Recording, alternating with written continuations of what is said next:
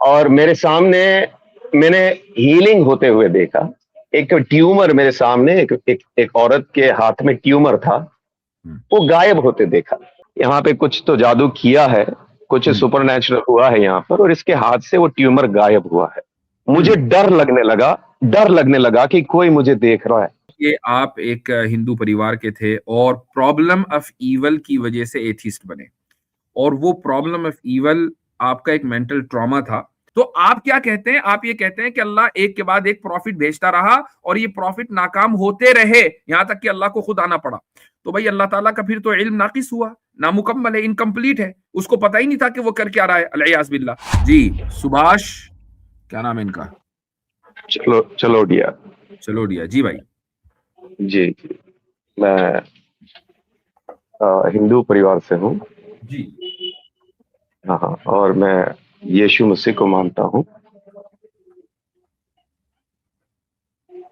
Hello. जी जी बोले।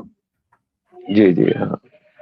जी भाई। मुफ्ती मुफ्ती साहब, मेरा सवाल ये है। हम्म। एक नॉर्मल व्यक्ति जो हम्म। कि ज्यादा कुछ पढ़ा लिखा नहीं है, हम्म। लेकिन उसके जीवन में कुछ घटनाएं होती है और वो ईश्वर को जानना चाहता है, हम्म।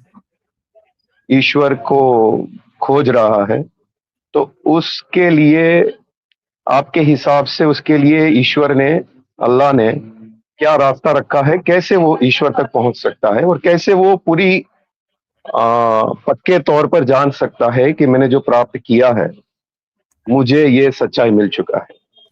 आप एक हिंदू परिवार से हैं और क्रिश्चियनिटी में बिलीव करते हैं, राइट? क्रिश्चियन बन गए हैं। Yes yes. अच्छा, तो कैसे क्रिश्चियनिटी को खोजा?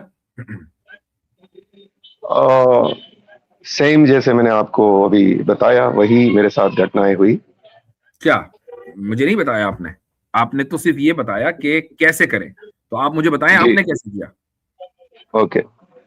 हम्म। बचपन में हमारे, मैं गुजरात से हूँ, गुजरात में जूनागढ़ से। जी।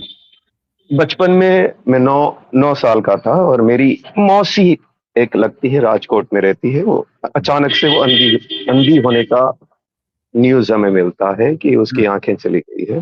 ठीक। और हमारा दिल टूट जाता है कि इतना, उनकी उम्र करीबन कुछ 16 17 साल थी, उसकी सगाई भी हो चुकी थी, और उनकी आंखें चली गई। और हमारी कास्ट में ज्यादातर लोग पैसे वाले लोग हैं, तो उनका सारा चेकअप कराया और देखा कि उनके आईबॉल भी बदली करने से भी उसकी आंखें ठीक नहीं हो सकती, उसके जो नसें हैं वो सूख गई है। और मेरा हार्ट बहुत ज्यादा ब्रेक हुआ कि ये पूरा जीवन इसका खराब हो गया है, और इसके पीछे जिम्मेदार कौन है? दूसरा एक हादसा होता है। मेरी मौसी, मेरी मम्मी से छोटी बहन है, उनके हस्बैंड, पहले से ही उनका पैर में पोलियो था, लेकिन चलते फिरते थे। अचानक से उनका कहीं टकराते हैं और वो भी गिर जाते हैं, और वो पूरी रीति से पैरालाइज्ड हो जाते हैं और बेड रिडन हो जाते हैं, और पूरा लाइफ टाइम के लिए वो भी कभी खड़े ना हो सके, ऐसा एक स्थिति में आ जाते हैं। और ये दो घटनाएं मुझे पूरी रीति से हिला देती है, हम्म।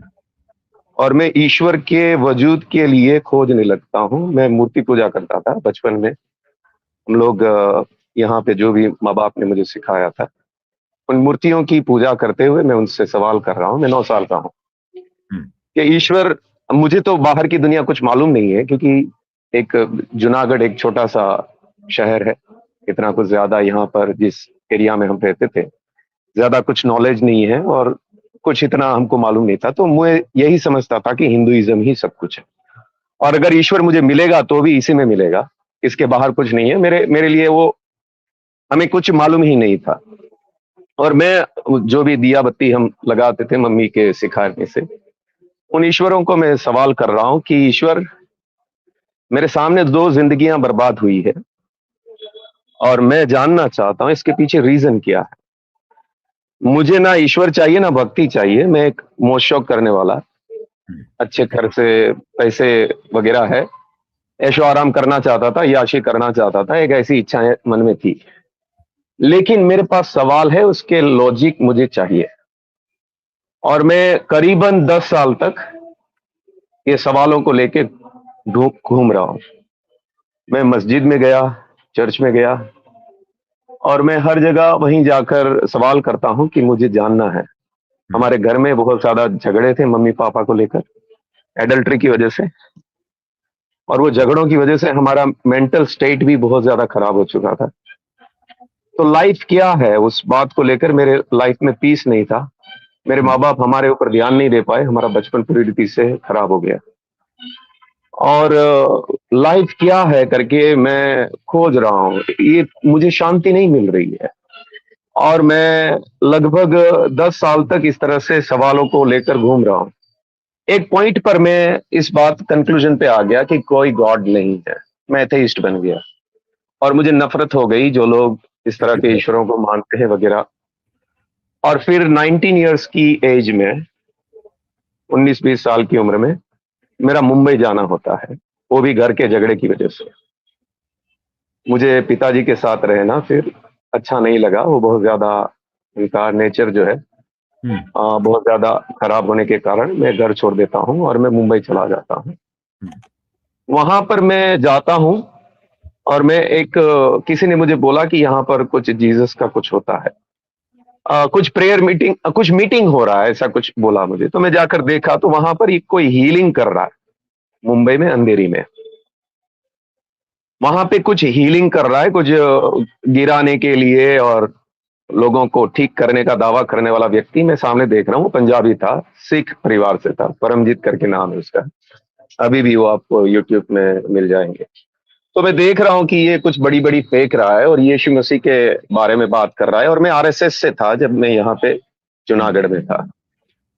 तो मैं तुरंत समझ गया, क्योंकि हमको ये सब बातें दिमाग में डाली जाती थी आरएसएस में कि ये लोग धर्म परिवर्तन करते हैं, हमें हमारा धर्म बचाना है और इन लोगों को हमला करना है वगैरह वगैरह, आप जानते हैं।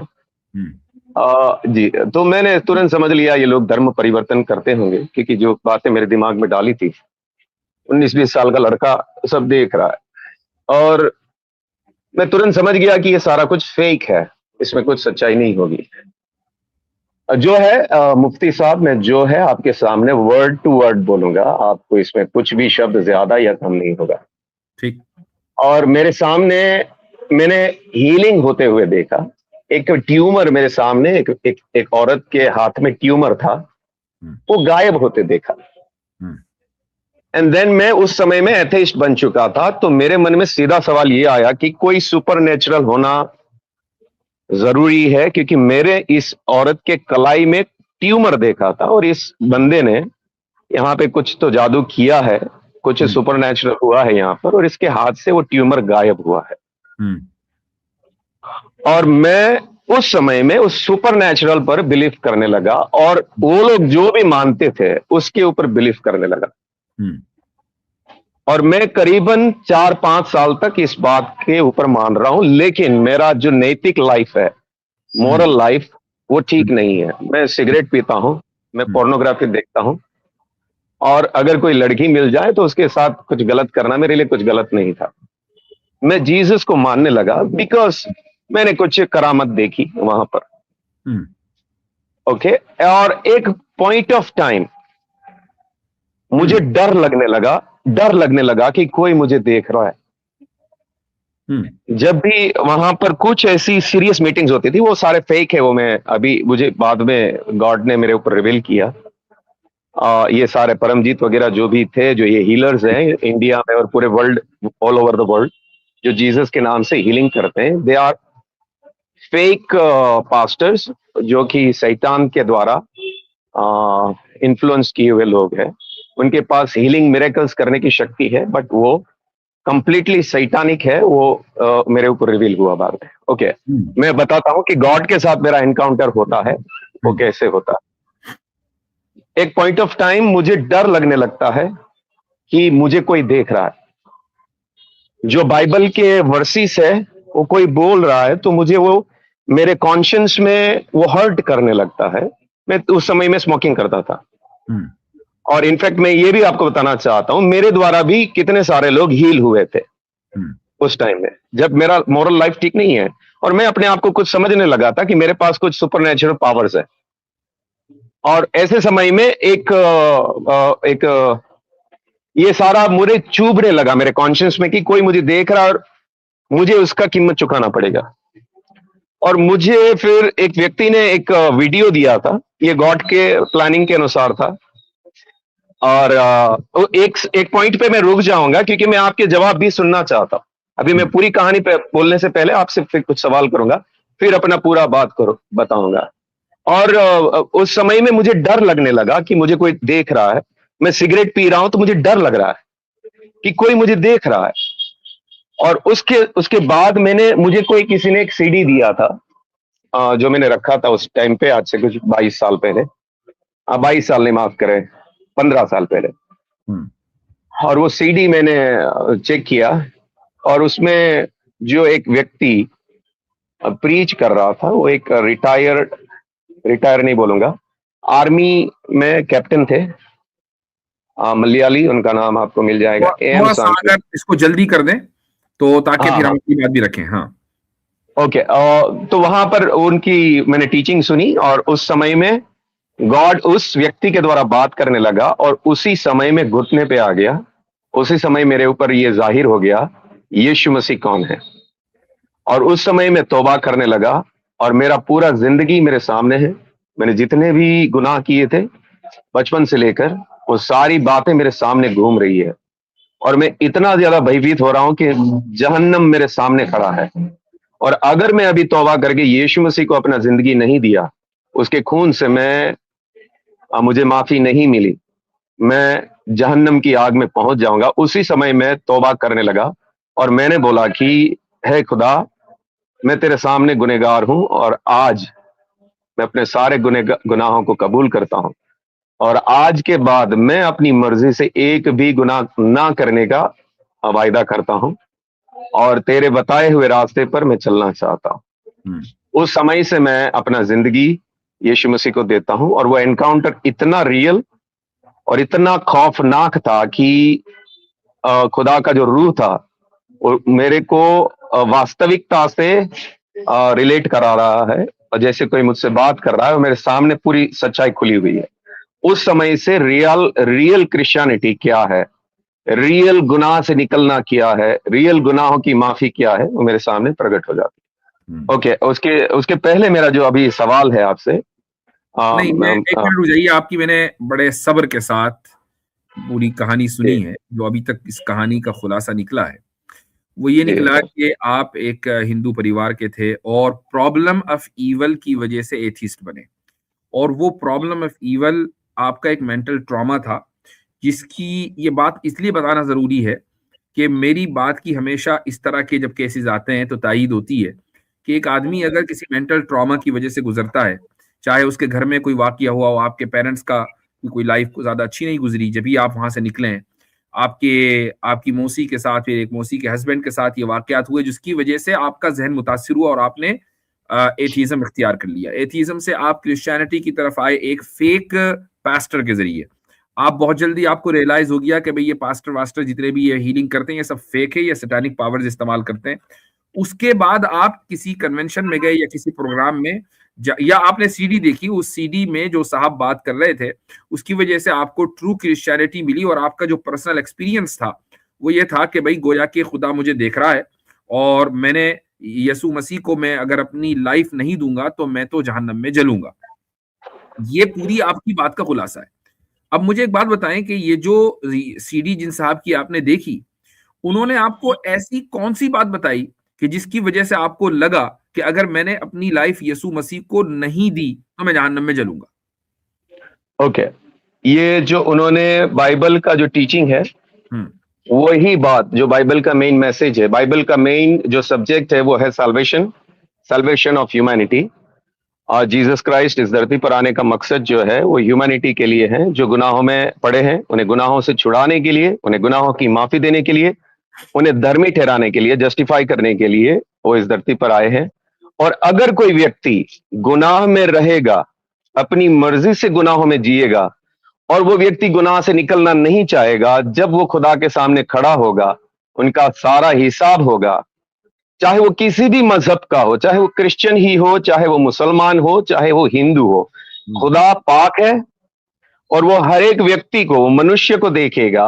और अगर वो गुनाह से निकल पाया है, अगर उसने पाक जिंदगी जी है, अगर वो खुदा के बताए हुए रास्ते पर चलकर खुदा के खौफ में जिया है, एक धर्मी जीवन, राइचियस लाइफ वो जिया है, तब वो बच पाएगा। और तो क्रिश्चियनिटी, इसमें आपको ऐसा नया क्या लगा, चूंकि इस्लाम की भी यही तालीम है, बल्कि आप अगर हिंदुओं से, जो धर्म गुरु हैं उनसे पूछें, वो भी यही कहेंगे कि भाई आपको अधर्मी बनकर नहीं रहना है, आपको अच्छे काम करने, अच्छे कर्म करने, ताकि अगली जो जिंदगी है वो आपकी अच्छी हो।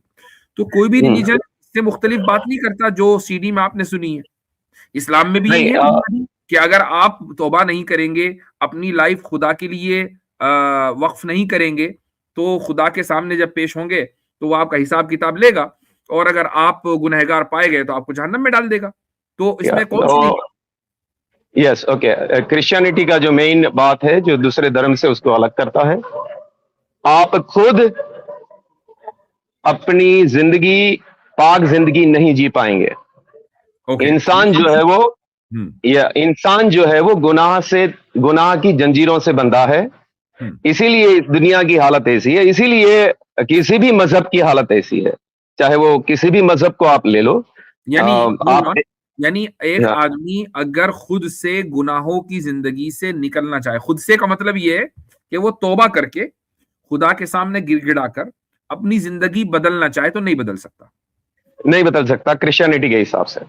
अच्छा, क्यों? क्योंकि अगर वो बदल सकता तो मसीहा की जरूरत नहीं होती। जीसस क्राइस्ट को सेवियर ऑफ द वर्ल्ड बोला है, मुक्तिदाता बोला है, मुक्तिदाता की जरूरत ना पड़ती। और आज किसी भी मजहब की हालत ऐसी नहीं होती जैसी आज इस दुनिया में हम देखते हैं, चाहे वो क्रिश्चियनिटी क्यों ना हो। तो यीशु मसीह के आने से पहले का तरीका क्या था? कैसे मुक्ति मिल रही थी लोगों को? यीशु मसीह के आने से पहले यहूदी धर्म था। जो भी लोग यहूदी धर्म के हिसाब से, जो भी मूसा के द्वारा जो आयतें दी गई थी या तोरा दिया गया था, जो 5 किताबें बोली जाती है, उस तोरा के हिसाब से उनको जीवन जीना था। और उनके लिए सैक्रिफाइस रखा था। जो मेन बात क्रिश्चियनिटी में है वो सैक्रिफाइस है, वो चाहे ओल्ड टेस्टिमेंट हो चाहे न्यू टेस्टिमेंट हो। ठीक। सैक्रिफाइस के बिना पेनल्टी जिसको बोलते हैं, हम अगर कहीं भी कुछ भी करते हैं, अभी अगर हम जाते हैं और हेलमेट के बिना हमें पुलिस वाला पकड़ता है तो पेनल्टी लेता है। मैं ये कह रहा हूं कि यीशु मसीह से पहले आपने कहा यहूदियत थी, और हजरत मूसा जो पैगाम लाए थे उस पैगाम पर अमल करके मुक्ति और साल्वेशन मिल रहा था। तो जब काम चालू था, यस, विदाउट सैक्रिफाइस नहीं, सैक्रिफाइस देना जरूरी था। सैक्रिफाइस किसकी सैक्रिफाइस? वहां पर उस समय में जो कि यीशु मसीह की परछाई थी, शैडो था, जब तक मसीहा ना आए उसके पहले जानवर की बलि दी जाती थी। और उस जानवर की बलि देने से काम चल रहा था। अब यीशु मसीह को आने की क्या जरूरत थी? काम तो चल रहा था। नहीं, यीशु मसीह, पहली बात तो यह है कि इंसान का जो मूल्य है या जो वैल्यू है वो जानवर की वैल्यू से ज्यादा है। सही। तो जो जानवर जो था वो एक शैडो के तौर पर इस्तेमाल किया गया था, जब तक कि टाइम फुलफिल ना हो। और जब टाइम फुलफिल हो जाएगा तब ये जो शैडो है उसको हटाया जाएगा, और जो रियल व्यक्ति का मतलब टाइम फुलफिल ना हो, इसका क्या मतलब है? खुदा ने एक टाइम रखा था यीशु मसीह के इस धरती पर आने का। वो टाइम तो जब तक रखा था, वो टाइम क्या है, वो क्यों है, और वही क्यों है? वो टाइम इसलिए रखा था ताकि ह्यूमैनिटी को रियलाइज हो जाए कि वो सिनर्स हैं। उनको सच में, वो लोग कितना भी कोशिश कर लें, आप लोग यहूदी धर्म को भी जानते हैं, मूसा की हम लोग उसको व्यवस्था हिंदी में बोलते हैं, लॉ बोलते हैं इंग्लिश में। लॉ मिलने के बाद भी, यहूदी लोगों को पास लॉ होने के बाद भी वो लोग लॉ फुलफिल नहीं कर पाए, because of the presence of sin. जो सिन है। हाँ, यही रुक जाइए। आपने कहा कि वो टाइम फुलफिल जब होगा तो यीशु मसीह इस दुनिया में आएंगे, वो आए, और आपने उसकी वजह ये बयान की कि उससे पहले लोगों को क्या बताया? दोबारा बोलना। यहूदियों को लॉ मिलने के बावजूद, दोबारा बोलें जरा। ये रियलाइज हुआ। हाँ, रियलाइज उन लोगों को नहीं हुआ है। अच्छा, बट ये दिया गया था लॉ इसलिए दिया गया था, बाइबल में लिखा है, ताकि पाप और बढ़े। लॉ इसके लिए दिया गया था ताकि पाप और बढ़े।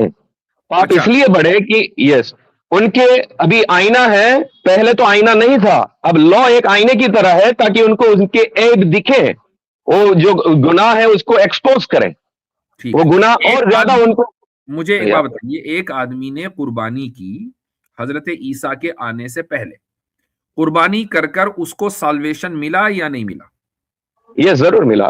अच्छा, जब हर एक को साल्वेशन मिल रहा था तो खुदा को ईसा मसीह की शक्ल में आने की जरूरत क्या थी? इसी तरीके से चलता रहता ना मामला। मेरा बुनियादी सवाल नहीं, यही। नहीं, ये जानवर इसलिए नहीं दिया गया था कि ये फाइनल था। खुदा ओके, के प्रोसेस में पहले जानवर रखा गया, ये उस बात का शेडो था कि इसके लिए, ये एक शेडो है, इसका एक फुलफिलमेंट आने वाला है। ये शैडो क्यों रखा गया?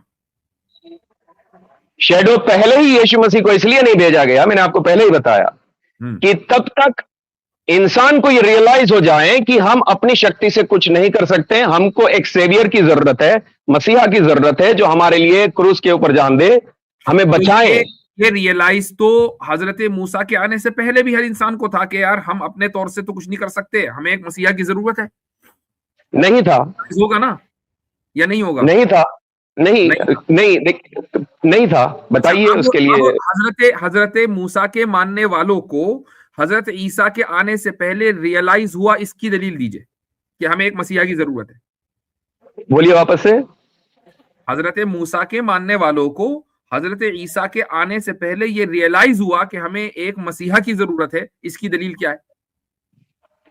ओके, जितने भी आ, ये नबी आए, उन सब ने गलतियां की, उन ओके, सब ने, जैसे मूसा, जैसे दाऊद को हम देखने जाते हैं, उन्होंने एडल्ट्री की थी एक जी, औरत के साथ, जबकि उनके पास बहुत सारी पत्नियां थी। उसने खुदा के विरुद्ध में जाकर शैतान के द्वारा उकसाए जाने के द्वारा। एक मिनट, एक मिनट, होल्ड ऑन, रुक जाइए यहाँ पर। हाँ, हजरत दाऊद अलैहिस्सलातु वस्सलाम कौन थे? खुदा के भेजे हुए थे? हाँ, आगे बोलिए। हजरत दाऊद अलैहिस्सलातु वस्सलाम खुदा के भेजे हुए थे कि नहीं थे? हाँ जी, बोलिए आगे। हाँ, नहीं, मैं पूछ रहा हूँ हाँ या ना, आपके एतबार से हाँ जी। प्रॉफिट थे? Okay, yes, yes, apostle, okay. Apostle of God थे? अपोस्टल नहीं थे, बाइबल के हिसाब से वो राजा थे। प्रॉफिट थे कि नहीं थे? और खुदा के मुतय्यन किए हुए थे कि नहीं थे? Yes, yes, yes. ओके, खुदा ने उनको प्रॉफिट बताया और प्रॉफिट बनाया, उनको लोगों की हिदायत के लिए भेजा, ठीक, राइट? ओके। अच्छा, उसके बाद आपकी स्टोरी के बकौल अलयास बिल्ला हजरत दाऊद अलैहिस्सलातु वस्सलाम गलत काम करने लग जाते हैं, तो अल्लाह का हम्म। प्लान तो फेल हो गया, धरा का धरा रह गया कि जिसको अल्लाह अपना नुमाइंदा और एम्बेसडर बनाकर भेज रहा है वो अल्लाह के साथ लॉयल नहीं रहा। तो क्या अल्लाह को मालूम नहीं था? क्या अल्लाह ऐसे लोगों को बनाएगा अपना अपना एम्बेसडर? ओके, इस बात से ये मालूम होता है, ओके, इस बात से तो हम मोहम्मद साहब के बारे में भी बताएंगे कि नहीं, रुक जाइए अभी, नौ नहीं नहीं, साल की होल्ड ऑन, लड़की के साथ शादी करना, होल्ड नहीं ऑन, नहीं, तो ये तो, अरे नहीं नहीं, hold on, hold on, hold अरे ऑन, अरे अरे अरे होल्ड ऑन। अरे, पवित्र आत्मा से परिपूर्ण हो गए क्या? जी, अच्छी खासी गुफ्तगू चल रही है, हाँ, अच्छी आज नहीं खासी तो आपने, अगर एम्बेसडर की बात कर रहे हैं तब मोहम्मद साहब भी तो एम्बेसडर है, तो उनको भी 9 साल हाँ, की लड़की हम के तो साथ उसको आज सही पूरी मानते हैं दुनिया ना, में उसके। हम तो सर उसको मेरा सही मानते हैं ना। बोलिए। हेलो, हम उसको खामोश। सही मानते हैं, हम उसको गलत नहीं मानते हैं, हम उसको बिल्कुल सही मानते हैं, एक पवित्र काम मानते हैं। आप ये कह रहे हैं कि हजरत दाऊद अलैहिस्सलातु वस्सलाम ने बीवियां रहते हुए अलैहिस्सलाम बिल्लाह जिना किया, आप उसको गलत कह रहे हैं। हम तो हजरत दाऊद के काम को भी सही कह रहे हैं कि हजरत दाऊद ने कोई जिना नहीं किया। हजरत दाऊद अलैहिस्सलातु वस्सलाम ने कभी कोई जिना नहीं किया, अल्लाह की नाफरमानी नहीं की, अल्लाह के हुक्म की हमेशा पासदारी की है। तो हम तो हजरत दाऊद को भी कभी डिफेंड करेंगे, हजरत मूसा का भी डिफेंड करेंगे, हजरत लूत का भी करेंगे। आपके यहाँ लूत अलैहिस्सलातु वस्सलाम पर भी इल्जाम लगाया जाता है, हजरत नूह का भी करेंगे, आप उनको भी सही नहीं मानते हैं। तो आप क्या कहते हैं? आप ये कहते हैं कि अल्लाह एक के बाद एक प्रॉफिट भेजता रहा और ये प्रॉफिट नाकाम होते रहे, यहां तक कि अल्लाह को खुद आना पड़ा। तो भाई अल्लाह ताला का फिर तो इल्म नाकिस हुआ, नामुकम्मल है, इनकम्प्लीट है, उसको पता ही नहीं था कि वो कर क्या रहा है, अलैयाज़ बिल्लाह। तो ये जो आपने एकदम हजरत आयशा पर जंग मारी है ना कि हजरत आयशा का किस्सा उठाकर लाए, हम हजरत आयशा के साथ आप सल्लल्लाहु अलैहि वसल्लम की इस शादी को दुरुस्त करार देते हैं, गुनाह नहीं मानते हैं। अब आगे चलें। तो गुफ्तगू जिस तरीके से मैंने इतने पेशेंटली आपको सुना है, आप अपना सबर न खोएं अगर जरा सी मैंने कोई सवाल कर लिया चुभता हुआ। जी, अनम्यूट करे अब माइक अपना, जी माइक अनम्यूट करे भाई। सवाल तो माइक अनम्यूट कर लीजिए भाई साहब। सुभाष भाई हाँ, mike okay okay okay okay, हाँ जी, ओके। मैंने आपको बाइबल के हिसाब से बताया, मेरी जो दलील थी, मेरा जो आपको बोलना था।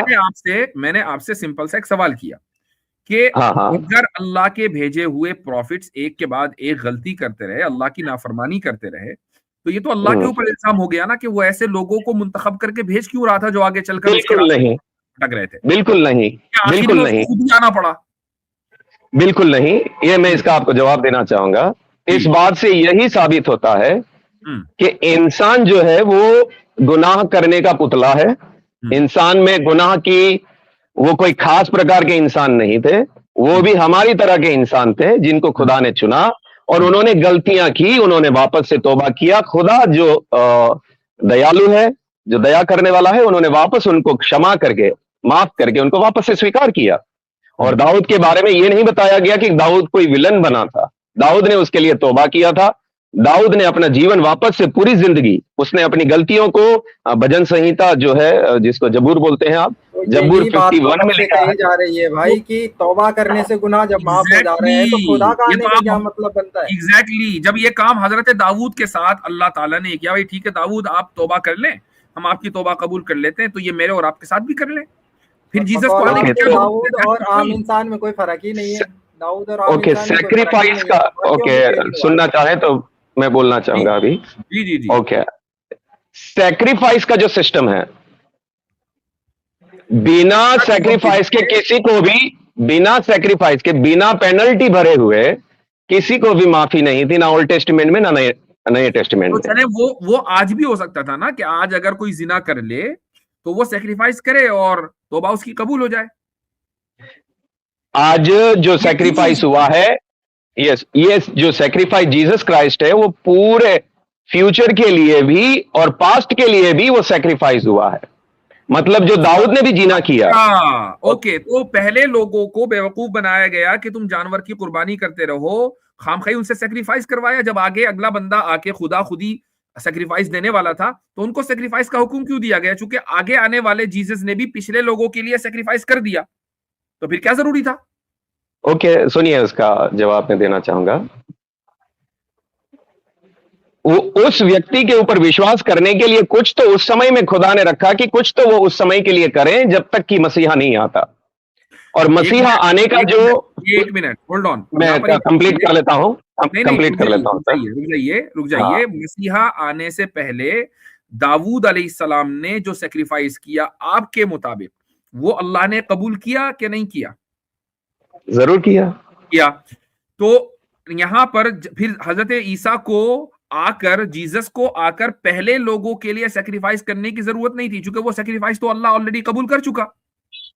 जो आप समझ नहीं रहे हैं वो बात यह है कि जो जानवर को बलिदान दिया जाता था उसकी वैल्यू इंसान की वैल्यू से कम है। वो मात्र एक शैडो के तौर पर, आने वाले मसीहा के शैडो के तौर पर उसको सैक्रिफाइस किया गया। थे भाई ये बताएं, पाप माफ हो रहे थे कि नहीं हो रहे थे कि नहीं हो रहे थे? यस, उसको शैडो के ऊपर विश्वास करके पाप माफ हो रहे थे। चलो, उसने शैडो के ऊपर विश्वास किया, दाऊद अलैहिस्सलाम ने शैडो पर विश्वास करके सैक्रिफाइस कर लिया, उनके गुनाह माफ हुए कि नहीं हुए?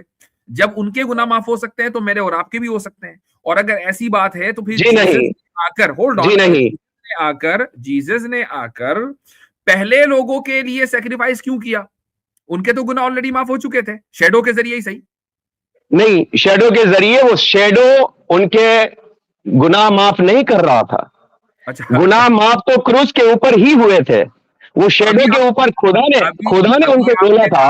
मुझे बोलने देंगे प्लीज, मुझे बोलने देंगे, कंप्लीट करने देंगे सर। दाऊद अलैहिस्सलाम के गुनाह मुझे कंप्लीट, मुफ्ती साहब कंप्लीट करने देंगे? हेलो, कंप्लीट करने देंगे? मैं जब बोल रहा हूं तो मैं चाहूंगा कि आप मुझे बोलने दें, और जब आप बोल रहे हैं तो मैं बड़ी तसल्ली से आपको भी सुनूंगा। वो शैडो, मैं अभी भी आपको बोल रहा हूं, वो शैडो किसी के पाप माफ नहीं करता था। वो शैडो खुदा ने दिया था, करके उन लोगों ने उनके ऊपर विश्वास किया। खुदा के बोले हुए बातों पर विश्वास करने से हमको गुनाहों की माफी है।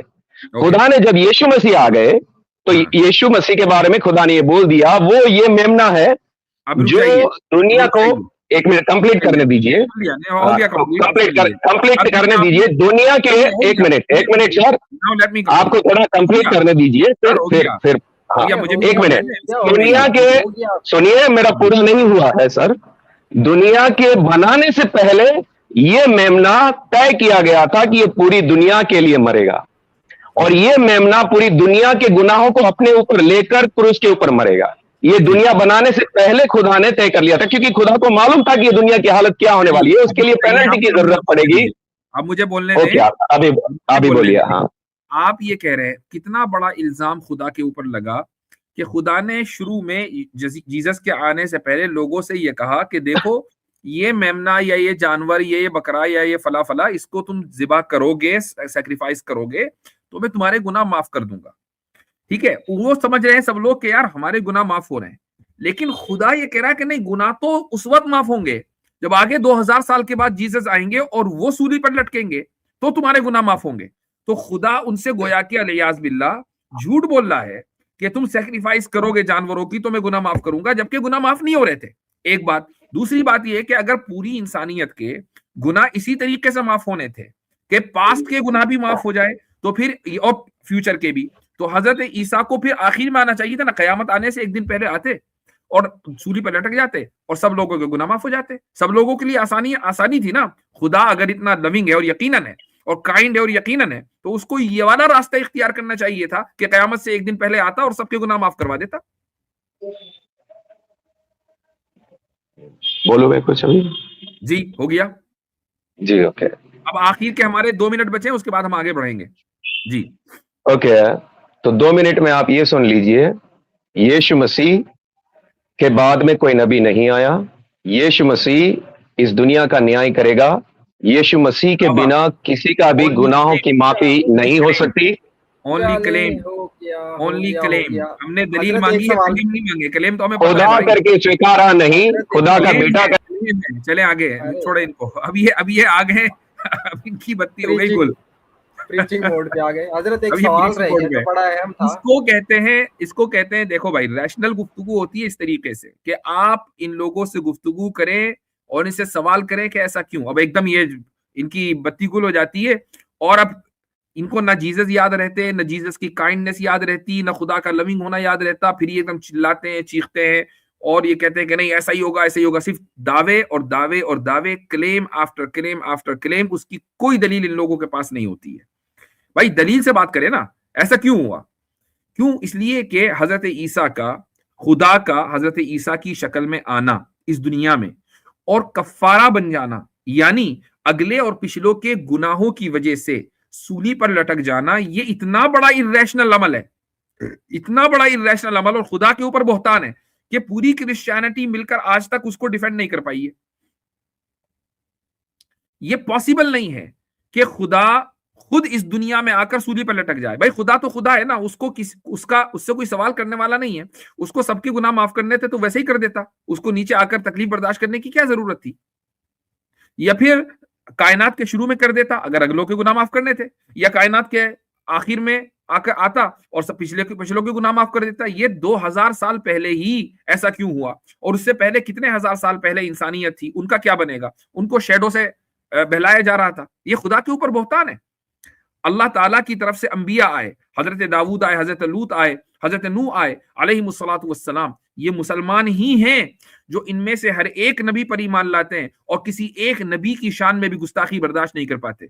लेकिन आप इन ईसाइयों को देखें कि हजरत दाऊद के ऊपर कैसे कैसे इल्जाम लगाए, हजरत लूत अलैहिस्सलातु वस्सलाम पर ये इल्जाम लगाते हैं, हजरत नूह पर इल्जाम लगाते हैं। ये इल्जाम इन अंबिया पर नहीं है, ये इल्जाम अल्लाह के ऊपर है। अगर ये नबी भी उसी तरीके के गुनाह कर रहे होते जैसा कि आम इंसान करते हैं, तो फिर ये अल्लाह ताला ने ऐसे लोगों को मुंतखब ही क्यों किया? उन्हीं की क्या खुसूसियत थी? कोई ना कोई खुसूसियत उनकी थी, तभी तो उनको मुंतखब किया। तो अगर अल्लाह ने नबी भेजने के बाद, रसूल भेजने के बाद ये तय किया कि यार इन नबियों और रसूलों से काम नहीं चल रहा, चलो खुद चलते हैं, तो फिर इसका मतलब ये हुआ कि अल्लाह ताला का इल्म नाकिस था, अल्लाह का इल्म नामुकम्मल था। अलियाज़ बिल्लाह, अल्लाह ताला जो चाह रहा था वो ऐसा हो नहीं रहा था, तो फिर वो किस काम का खुदा? तो ये इन लोगों की इतनी बड़ी इर्रेशनैलिटी है ट्रिनिटी को ये साबित नहीं कर सकते, हजरत ईसा के सूली पर लटकाए जाने को रैशनली ये साबित नहीं कर सकते, और आखिर में आकर चिल्लाकर फिर फौरन प्रीचिंग मोड पे चले जाते, हालेलुया हो जाता है। और चलो ये अच्छा हुआ कि भाई वो पास्टर की जो यानी फेक हीलिंग है, इस शख्स का इसने खुद ही इकरार कर लिया इस बात का। चलें जी आगे बढ़ें। हजरत मैं तो मुझे मिल ही नहीं रहा था बड़े दिनों से क्रिश्चियन में का, थोड़ा देर मौका मिलेगा। पूछना ये था खैर चले गए, लेकिन पूछना ये था कि चलो सब कुछ मान लिया तो जीसस के आने से गुनाह खत्म हो गया, तो गुनाह तो जब खत्म हो गया तो अभी तक वो जो श्राप दिया हुआ था खुदा ने कि तुमने चूंकि गुनाह किया है और तुम्हारे खून में गुनाह शामिल हो गया है, तो तुम जो है मियाँ बीवी लड़के आपस में खाओगे, तुम्हारे बीच लड़ाई झगड़ा होता रहेगा, सांप जो है वो तुम्हारा दुश्मन रहेगा, तुम्हारी औरतें बच्चे पैदा जनते समय दर्द महसूस करेंगी, और तुम मर्द जो है वो बाहर से जाके कमाएगा और खून पसीने की अपनी कमाई खाएगा। तो जब गुनाह खत्म हो गया तो लॉजिकली और इंसाफ के तौर पे देखा जाए तो श्राप भी खत्म हो जाना चाहिए था, लेकिन गुनाह तो खत्म हो गया क्रिश्चियन के बकौल, श्राप अभी तक चल रहा है, अभी तक वही मामला क्रिश्चियन भी झेल रहे हैं। Important question.